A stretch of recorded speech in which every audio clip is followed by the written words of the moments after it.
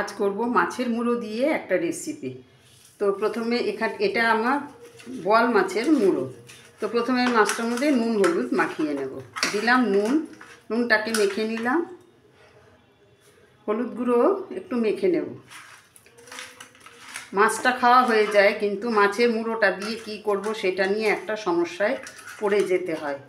তো ভাবলাম যে মাছের মুড়োটাকে একটুখানি নুন হলুদ মেখে নিয়ে তারপরে বেগুন দিয়ে একটু শুকনো শুকনো তরকারি করি। তো মাছের মুড়োটার মধ্যে নুন হলুদ মেখে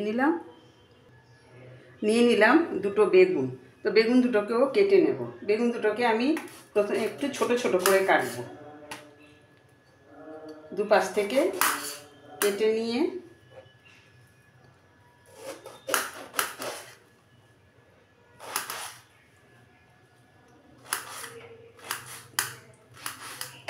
এরকম ডুমো ডুমো করে বেগুনটাকে কেটে নেব। তো বেগুনটাকে আমি এরকম ডুমো করে কেটে নিয়েছি, এরকম ডুমো ডুমো করে কেটে নিয়েছি। এখন আমি মাছের মুড়োটাকে ভাজবো। তো তেল গরম করে মাছের মুড়োটাকে দিয়ে দিলাম। এখন আমি মাছের মুড়োটাকে ভেজে নেব। তো আমি একটা ঢাকা দিয়ে দিলাম। মাছের মুড়োটাকে একদম লালচে করে ভেজে তুলে নিলাম। দিলাম খানিকটা মেথি ফোড়ন, দিয়ে দিলাম কালো জিরে ফোড়ন। ফোড়নটা হয়ে গেছে, কালো জিরে আর মেথি দিয়ে দিলাম কেটে রাখা বেগুনটা।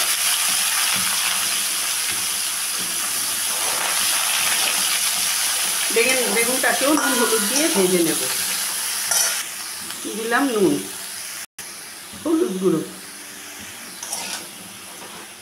তো নুন হলুদ দেওয়া হয়ে গেছে, এখন আমি এটাকে ভেজে নেব বেগুনটাকে। তো মাছের মুড়ো দিয়ে তরকারি একটুখানি ঝাল না হলে ভালো লাগবে না, সেই জন্য এখানে 5-6টা কাঁচা লঙ্কা দিয়ে দিলাম।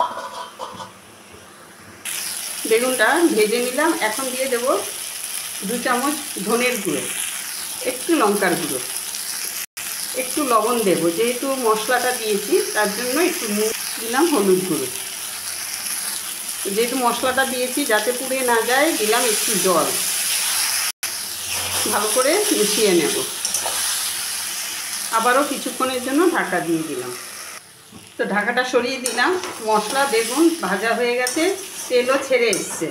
এখন আমি দিয়ে দেব ভেজে রাখা মাছের মুড়োটা, দিয়ে খানিক মিশিয়ে নেব। সেই সাথে দিয়ে দেব একটু জল। মশলার মাছের মুড়োটা ভেজে রেখেছিলাম, সেই থালাটা ধুয়ে একটু জল দিয়ে দিলাম। আবারও কিছুক্ষণের জন্য ঢাকা দিয়ে দিলাম। তো মাছের মুড়ো দিয়ে খানিক কষিয়ে নিলাম, সব কমপ্লিট। এখন আমি দিলাম খানিকটা ধনেপাতা, দিলাম 2-3টে গন্ধরাজ লেবুর পাতা, একটু ভালো করে মিশিয়ে নেব। তো মাছের মুড়ো দিয়ে তরকারি নামিয়ে নিলাম। এতটাই লোভনীয় লাগছে, এতটাই ভালো লাগছে দেখতে, আর সেই সাথে খেতেও দারুণ হয় এই তরকারিটা। তো দুপুরবেলা যদি গরম ভাতের সাথে এরকম একটা তরকারি থাকে, তাহলে আমি গ্যারান্টি দিয়ে বলছি মাছ মাংস ফেলে দিয়ে এটাই খেতে চাইবে সবাই, ঘরের সবাই এটাই খেতে চাইবে। এত দুর্দান্ত স্বাদের হয় এই তরকারিটা। তো আজ এই পর্যন্তই। আবার নেক্সট কোনো রেসিপি নিয়ে কথা হবে। সবাই ভালো থাকবেন, সুস্থ থাকবেন।